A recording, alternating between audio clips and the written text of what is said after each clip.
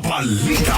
Mga kabrigada, tanggap tayo ng report at sa ibang balita na ho tayo bilang na mga pulis na magtitiyak ng seguridad sa mga sementeryo at iba pang mga lugar ngayong undas.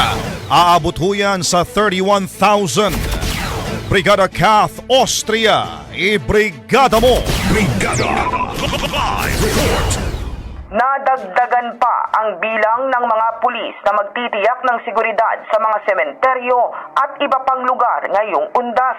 Ayon kay PNP PIO Chief Brigadier General Jean Fajardo, tulong-tulong ang nasa 31,000 na mga pulis at force multipliers sa pagtiyak ng seguridad ng publiko ngayong undas.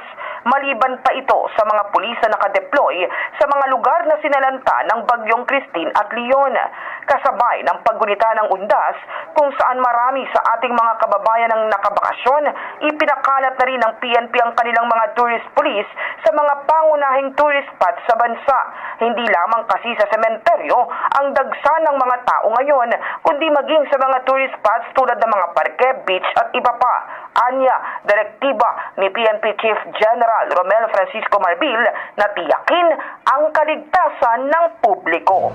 In the heart of changing lives, ito si Brigada Kath Austria ng 105.1 Brigada News FM Manila, The Music News Authority. Brigada Balita Nationwide.